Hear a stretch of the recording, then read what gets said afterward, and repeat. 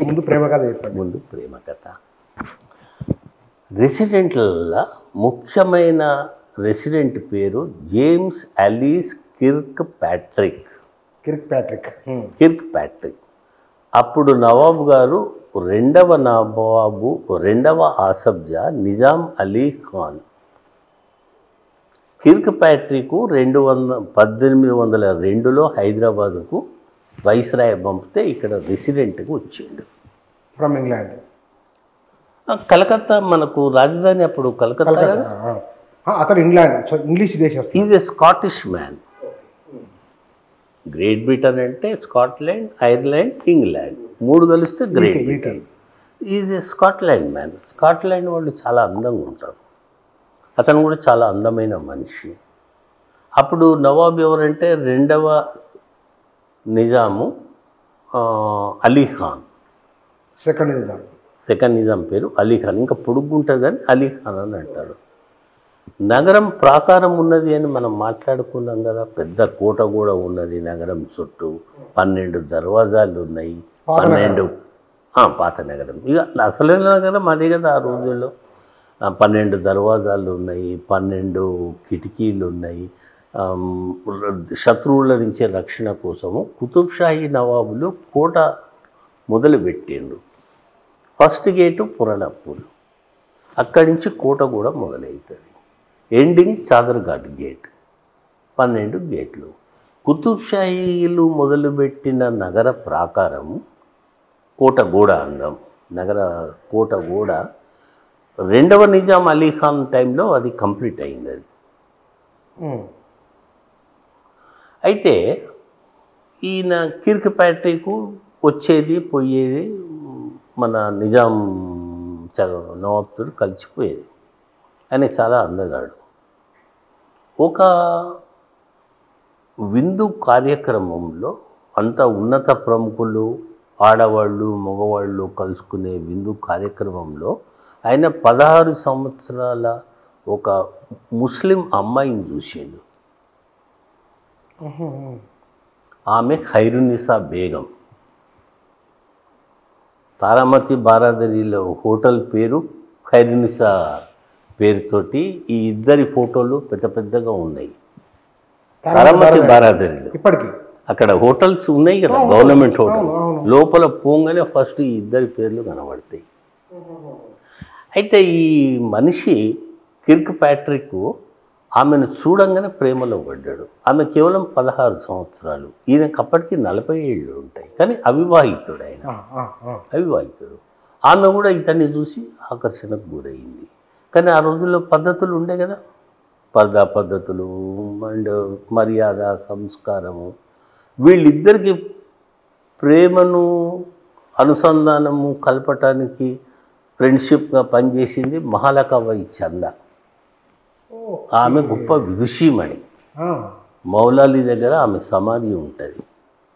మౌలాలి మహాలకాబాయి చందా యొక్క జాగీర్ ఎక్కడి నుంచి స్టార్ట్ అయిందంటే మన బాగ్లింగంపల్లి ఉంది కదా, ఇప్పుడు సుందరయ్య పార్కు, అదంతా ఒకప్పుడు చింతల తోపు మరియు జింకలు, పక్షులు వగేరా వగేరా. ఆమెకు అక్కడ ఒక విడిది ఉండే. మన బాగ్లింగంపల్లి నుంచి మనం అనుకునే కొరంటి నుంచి, అడిక్మేట్ నుంచి, యూనివర్సిటీ నుంచి, ఆ ఇఫ్లు ఉంది కదా, అక్కడి నుంచి మౌలాలి గుట్ట వరకు ఈమె జాగీర్. అంటే ఈ లెక్కన తార్నా గుట్ట మొత్తం ఆమె గొప్ప విదుషీమణి. సాహిత్యము, సంగీతము, ఆట పాట. రెండవ నిజాం అలీ ఖాన్ ఏమంటారు, ఆస్థాన నర్తకి. అప్పుడు ప్రధానమంత్రి మీర్ ఆలం. ఆమెను చూసి అందరూ ఫిదా అయిపోయేవాళ్ళు. కానీ ఆమె నవాబు గారి కీప్. ధైర్యం లేదు, తల ఎగిరిపోతుంది అంతే. ఈ మీరాలం ప్రధానమంత్రి ఎవరు అనుకుంటుండ్రు? మీరాలం చెరువు ఉందా జూ అవతల, ఆయన కట్టించింది కాబట్టి మీరాలం చెరువు అని అంటున్నాం. మరి మీరాలం మండి కూడా ఆయన్నే కట్టించిండు. ఆయన నివాసం కూడా మీరాలం మండి వెనక సైడ్ ఉండేది. అవునా? వెనక సైడే వాళ్ళ భవనాలు ఉండేవి. అయిందా? ఈ షార్ ఖమాన్ దగ్గర ఒకటి హోటల్ ఉంటుంది, అది మీరాలం మండికి పోయే తోవలో ఉంటుంది, మంచి హోటల్. అక్కడ ఇరానీ గల్లీ అని ఒకటి ఉన్నది. ఆ గల్లీలో అందరూ ఇరానీ వాళ్ళు ఉండేవాళ్ళు. ఆ కాలంలోనే ఇరాన్ దేశం నుంచి వచ్చిన ఈ మీర్ మోమిన్ అనుకున్నాం కదా, ఇటువంటి వాళ్ళ పరివారం అంతా వాళ్ళది అడ్డా. ఈ అమ్మాయి కూడా ఇరానియన్ సంతతికి చెందింది. ఇక ఇరానియన్స్ ఎంత బ్యూటిఫుల్ ఉంటారు. ఈ ఖైరునిసా కూడా ఇరానియన్ సంస్కృతికి సంబంధించిన అమ్మాయి. కానీ వాళ్ళ తాత గోల్కొండ ఆయుధగారం యొక్క ఆయుధగారం హెడ్, తండ్రి ఇంకొక సైనికాధికారి. వాళ్ళు ఇప్పుడు చార్మినార్ బస్ స్టాండ్ ఏదైతే ఉన్నదో, ఐడియా ఉందా మీకు? మొగల్పుర పోయేతో వల్ల చార్మినార్ బస్ స్టాండ్, దానికి ఎదురుగా ఒక ప్లేస్ను పాంచ్ మహల్లా అని అంటారు. అంటే 5 భవనాలు కలిపి ఉండే. ఆ భవనాలన్నీ ఈ ఖైరునిసా బేగం యొక్క తాతగారు, నాన్నగారు, బంధువుల భవనాలు. ఆమె అక్కడ పుట్టి పెరిగింది. పాంచ్ మహల్లా. మేము చిన్నప్పుడు పలకరాక పంచమైల అని అనేవాళ్ళం. ఇదే కోరంటి బాపతే అనుకోరాదు. ఆమె 16 సంవత్సరాలు, షీజ్ ఎ మైనర్. ఈ మహాలకాబాయి చందా ఏం చేసిందంటే వాళ్ళిద్దరికీ కొరియర్గా పనిచేసింది. వాళ్ళిద్దరూ ప్రేమలో పడ్డారు. పెద్ద గొడవ అయింది. Is a Christian, this people are Islam people. ఎట్లా జరుగుతుంది?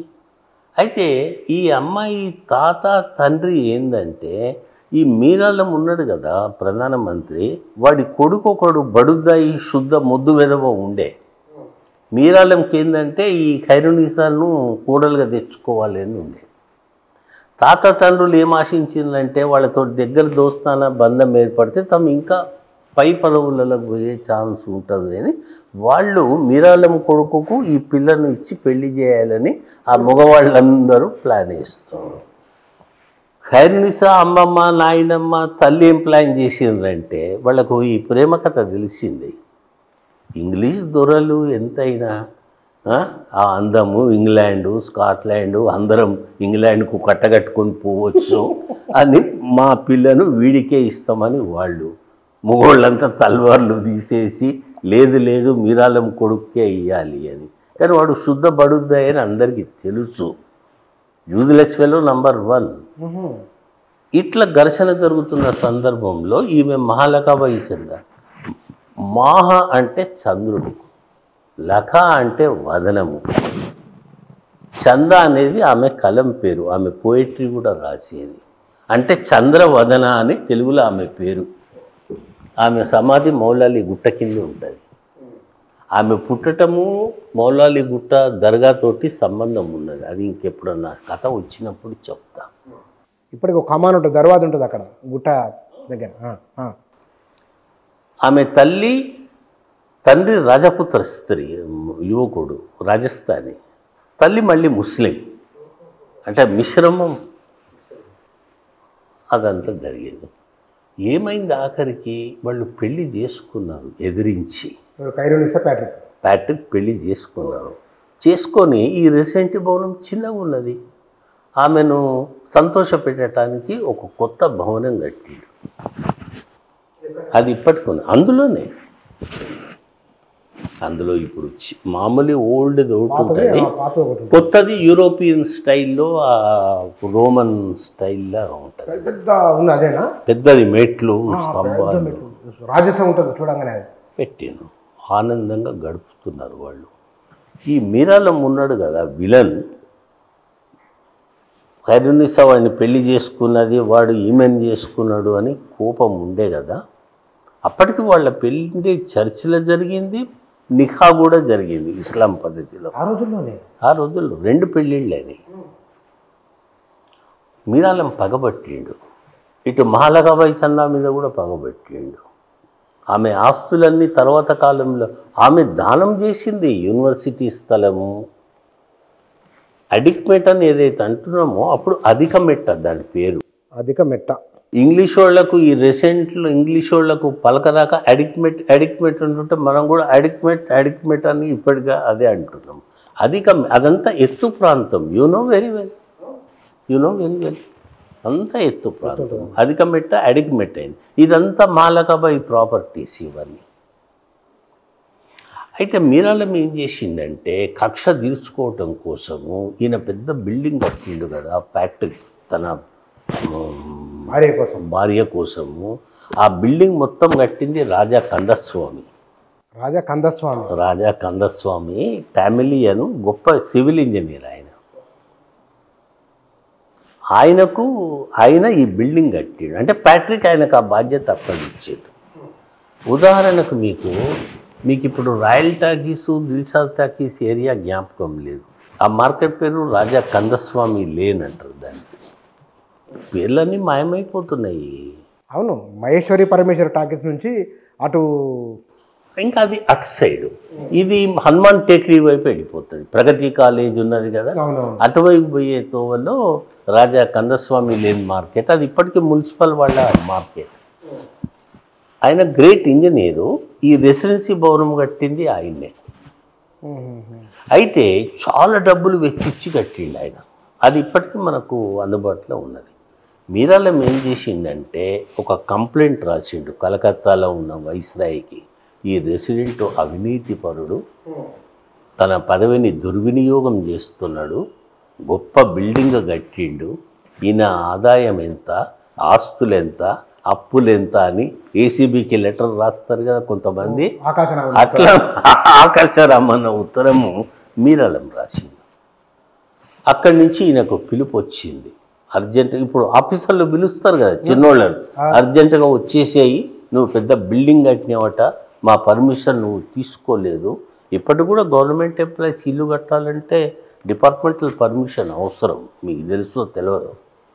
నేను ఈ చిన్న ఇల్లు కొనుక్కున్నా కూడా వాళ్ళకి ఇన్ఫార్మ్ చేసిన దాని ధర ఎంత, ఎక్కడి నుంచి వచ్చినాయి పైసలు అంటే, అయ్యా ఓల్డ్ సిటీ ఇల్లు అమ్ముకొని ఇక్కడ ఇల్లు కొన్నా అని నేను వివరణ ఇచ్చాను. సో ఈ మీరాలం బద్మాష్ ఏం చేసిందంటే కలకత్తాలో ఉన్న ఆ వైస్రాయికి ఒక దొంగ పిటిషన్ పెట్టింది. మొత్తం దుర్వినియోగం చేసి నవాబు గారితో కుమ్మక్కై అని పేరు పెట్టలేదు.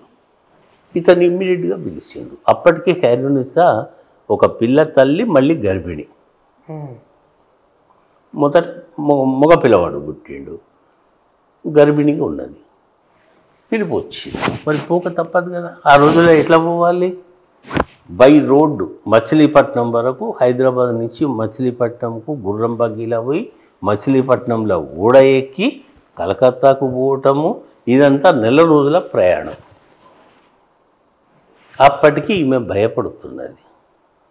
మీరు పోకుండి, నాకు భయం అవుతున్నది, ఏదో అరిష్టం జరుగుతుంది అని అనుకుంటున్నా నేను అంటే. మరి కొలువు కదా, అది పై అధికారి పిలిచినప్పుడు నేను పోవాలి, నువ్వేం భయపడకు. అప్పటికే ఆయన వెళ్ళాడు. వెళ్ళిన తర్వాత ఆయనకి ఏమైందంటే నెల రోజుల సముద్ర ప్రయాణంలో సముద్ర గాలికి అతను సిక్కయ్యాడు. పైగా పరేషాన్లు. హ్యాపీగా ఉన్నది ఏం లేదు, మొత్తము అందరినీ ఎదిరించి పెళ్లి చేసుకున్నారు వాళ్ళు. సో ప్యాట్రిక్ హ్యాపీగా ఏం లేడు. తర్వాత ఆమె ఖైరునిసానేమో మీరు పోకుండ్రి, నాకెందుకో అంత పీడకలలు వస్తున్నాయి, నాకు మంచిగా అనిపిస్తలేదు, మీకు ఏమవుతుందో ఏమో అంటే, నేను తొందరగా వస్తామా అని చెప్పి పోయి హైదరాబాద్ టు బందర్ అంటే మచిలీపట్నంలో ఓడెక్కి కలకత్తాకు పోయిన తర్వాత వాళ్ళు ఏమంటారు, సంజయ్ శివును నీకు ఆస్తి ఎంత, అప్పులు ఎంత, ఎక్కడి నుంచి వచ్చినాయని సతాయించారు. దాంతో ఆయనకు మనోవేదన పట్టుకొని ఇక వాళ్ళకి ఏదో రాసి ఇచ్చిండు. కానీ తిరుగు ప్రయాణంలో ఓడ మీదనే చచ్చిపోయింది ఆయన. అయ్యో. ఇక్కడ ఖైరునిసా పరిస్థితి ఏమైందంటే, ఆయన లేని టైంలో హైదరాబాద్కి ఎప్పుడు మూసి వరదలు ఇదంతా ఆ రోజుల నుంచి కామన్. మొత్తము తుఫాన్ లాంటిది వచ్చి మూసి ఒప్పొంగి నీళ్లు లోపలికి వచ్చి చెట్లన్నీ ఊలిపోయి, ఆమె ప్రేమగా పక్షులను జింకలను పెంచుకున్న పావురాలను పెంచుకునేది, అవన్నీ చచ్చిపోవటము, ఆమెకి ఏదో అపశకునము. అంటే నీళ్ళు ఇప్పుడు కోటి వరకు వచ్చినాయి, ఆంధ్ర బ్యాంక్ వరకు వచ్చినాయి నీళ్ళు. రెసిడెన్సీలకు కూడా వచ్చినాయి కొన్ని నీళ్ళు, దగ్గరే కదా. సో అన్ని అపశకనాలు, అరిష్టాలు మొదలైనవి. అంటే నది ఇంత దాకా వచ్చిందా? వచ్చింది రెసిడెన్సీ, చాదరఘాటు, పుతలీబౌడి, ఇవన్నీ నీళ్ళు వచ్చినాయి కానీ ఏమీ నష్టం జరగలేదు. అయితే ఆమెకు గుండెదడ మొదలైంది. అప్పటికి ఆమె డెలివరీ అయింది. అప్పుడు తల్లిదండ్రులు అన్నారు, నువ్వు ఇక్కడ ఉండవక్కమ్మా, నువ్వు ఒకదాన్ని ఉంటున్నావు, మిరాలం నిన్ను ఏమన్నా చేయొచ్చు, నువ్వు మళ్ళీ పాంచమహల్లాకు వచ్చేసేయి మన చార్మినార్ దగ్గర అని తల్లిగారు వాళ్ళు తీసుకొని పోయాడు. అక్కడ ఆమెకు ఆడపిల్ల జన్మించింది. తర్వాత వచ్చిన వార్త ఏంటంటే ఆయన తిరుగు ప్రయాణంలో క్షయ, ఆస్తమా జబ్బులు తగిలి ఆ ఫికర్లతోటి కొంత అక్కడే ఆ ఓడలోనే చనిపోయాడు. చనిపోగానే మళ్ళీ అది బ్యాక్ కలకత్తాకు పోయి ఆయనను అక్కడ సమాధి చేసిండు. ఈమెకు అందిన వార్త అయింది, నీ భర్తను ఇక్కడనే క్రిస్టియన్ ఆచారం ప్రకారంగా కలకత్తా నగరంలో మేము సంస్కారం చేసినాం. అప్పుడు ఆమె 2 పిల్లలు, ఆమె ఏడుపులార్పులు. ఈలోగా మీరాలము తర్వాత ఇంకో చందుల అనేది ఇంకొక ఆయన ఉండే పేష్కార్, అంటే ఆర్థిక శాఖ మంత్రి, ఇద్దరు కలిసి ఆ రెసిడెన్సీ ఆస్తులన్నీ వాళ్ళు లాక్కున్నారు. అయ్యో. ఈలోగా మహాలకబాయి చంద ఆస్తులు కూడా లాక్కున్నారు కుట్ర చేసి. మరి నవాబుకు తెలియదు ఇవన్నీ? ఎంతైనా కూడా ఆర్థిక శాఖ మంత్రి చెప్పిందే దగ్గరున్న మాటనే. ప్రధానమంత్రి మరియు పేష్కార్, దివాన్ ఆర్ పేష్కార్ చాలా పవర్ఫుల్ వాళ్ళు, పవర్ఫుల్ పీపుల్. అన్ని ఫాల్స్ అభియోగాలు పెట్టిండ్రు. ఆయన కూడా బహుశా తప్పుదారి పట్టిందో ఏమో. ఈమె అప్పుడు సగం పిచ్చిదయ్యి, లేదు నేను పోయి నా భర్త సమాధి చూడాలి అని పట్టుబట్టింది. ఖైరునిసా అంటే ఆమెకు అప్పుడు 20-22 ఏళ్ళు ఉంటాయి, అంతకన్నా ఎక్కువ ఉండదు. ఎక్కువ ఏం లేదు, అంతే 25 కూడా లేకపోవచ్చు. 16 ఏళ్ళకి పెళ్లి చేసుకోరు వాళ్ళు. ఆమె వెంబడి ఎప్పటికీ అమ్మమ్మ తల్లి ఆమెకు కుడి ఎడవల సపోర్ట్. స్త్రీలనే అర్థం చేసుకుంటారు కదా. సరే అమ్మ, మేము కూడా వస్తాం, నువ్వు ఒకదాని ఎట్లా పోతావు, పిల్లలు, నువ్వు కలకత్తా పోవటం అంటే దురదేశం, విదేశం పోయినట్టే కదా ఆ రోజుల్లో. దానికి సహాయం చేసింది ఎవరంటే, ఫ్యాక్టరీకి పోయిన తర్వాత ఇమ్మీడియట్గా ఆంగ్లేయులు ఒక అధికారిని నియమిస్తారు కదా, జాన్ రస్సెల్ అనే అతన్ని మరి ఇన్ఛార్జిగా ముందు ఒకళ్ళని పెట్టాలి కదా. జాన్ రస్సెల్ ఏం చేసిందంటే, ఈమెను అర్థం చేసుకొని, అమ్మ మీరు ఎంతమంది వస్తారో రాండి, అన్ని సౌకర్యాలు నేను ఏర్పాటు చేస్తా, నేను కూడా కావలిస్తే మీ ఎంబడి ఉంటా, డోంట్ వరీ, హైదరాబాద్ నుంచి మచిలీపట్నం వచ్చి ఓడ ఎక్కించే మట్టుకు నేను మీ ఎంబడి ఉంటా. వీళ్ళు కూడా అయ్యో ఒకళ్ళు సపోర్ట్ చేస్తుంటే ఎందుకు తీసుకోవద్దు అని వీళ్ళు ఇక ఎట్లా బై రోడ్డు పోవటం. అది కూడా వారం 10 రోజుల టైం పడుతుంది కదా, మచిలీపట్నం పోవడం టైం పడుతుంది కదా. అతను చాలా సిన్సియర్గా వీళ్ళని తీసుకొని పడవ ఎక్కించి వాళ్ళు అక్కడికి పోయిండ్రు. ఈమె భర్త సమాధి ముందు పువ్వులు గివ్వులు పెట్టి తన నివాళులు అర్పించి, ఇక ఆమె అప్పటికే సగం మనిషి మొత్తము అవుట్ అయిపోయి మళ్ళీ వెనుకకు వచ్చి మళ్ళీ తల్లిదండ్రుల ఇంట్లో ఉన్నది. ఈ రసెల్ అప్పుడప్పుడు పోయి ఆమెకు మంచి మాటలు చెప్తుండేవాడు. ఎట్లయితారు నా పిల్లలు, నేను, ఏమీ లేదు వెనక ముందు ఆస్తిపాస్తులు. అట్లా రసెల్ ఆమెకు కొంతకాలం దగ్గరయ్యి ఆమెకు ఒక ఆధారం అయ్యిండు. అయితే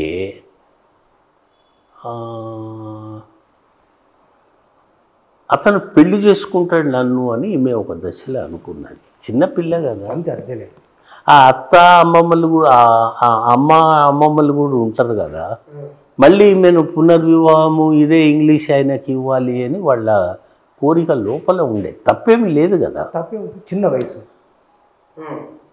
ఇద్దరు కొంతకాలం సఖ్యంగా ఉన్నారు, కానీ ఆయన పెళ్లి చేసుకోలేదు.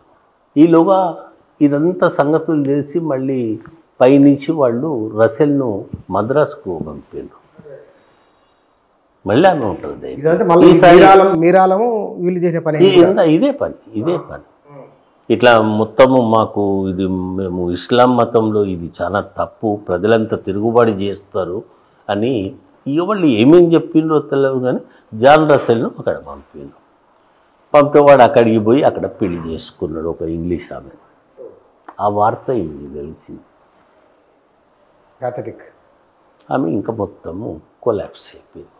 కొలాప్స్ అయ్యి పిచ్చిలేసింది ఆమెకు. అదే పంచమహల్లాలో ఉన్నది ఆమె. ప్యాట్రిక్ చనిపోయిండని ఆయన అన్న తమ్ముడు స్కాట్లాండ్ నుంచి హైదరాబాద్కు వచ్చి ఇద్దరు పిల్లల్ని తీసుకొని పోయి, అదొక క్రూరత్వం. ఆమె పిల్లలకు దూరంగా ఉండలేకపోయింది. ఆమె దాదాపు ఒక పిచ్చిలోకి వెళ్ళిపోయింది. ఆమె భర్త పోయిండు, ఆస్తులు పోయినాయి, జాన్ రసెల్ను నమ్ముకున్నది. ఆమెనే కాదు, అమ్మమ్మ కూడా జాన్ రసెల్ను నమ్ముకున్నారు. నిజానికి ఆయన చాలా సేవ కూడా చేసిండు, వాడు సహాయం కూడా చేసిండు. కానీ అతన్ని మళ్ళీ ట్రాన్స్ఫర్ చేయటము, అతను దూరం కావటము, అది మళ్ళీ దెబ్బ మీద దెబ్బ తాకింది.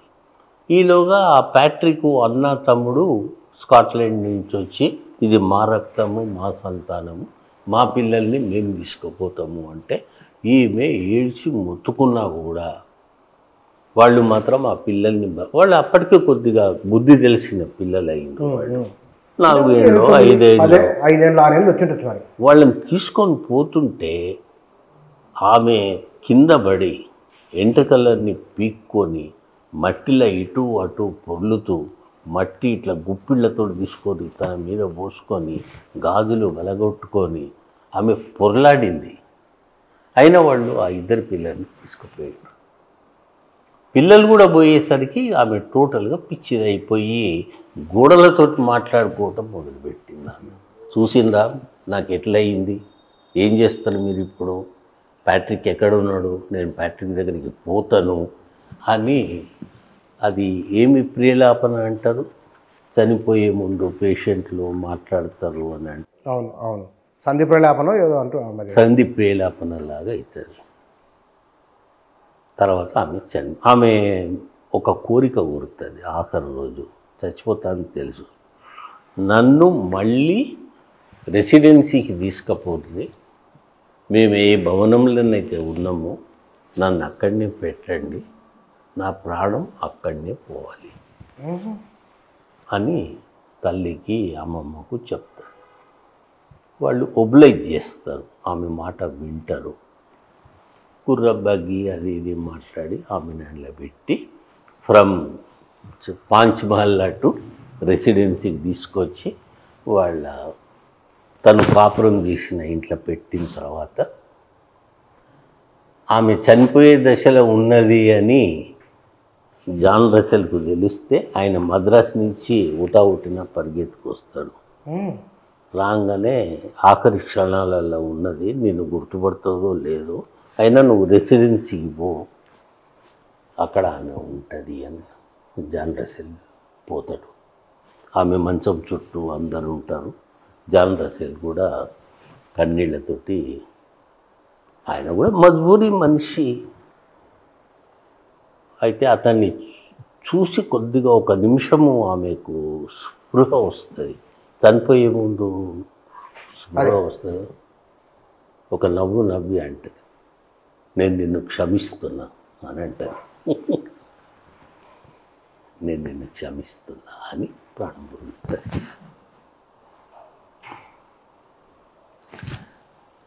కథ అయిపోయింది.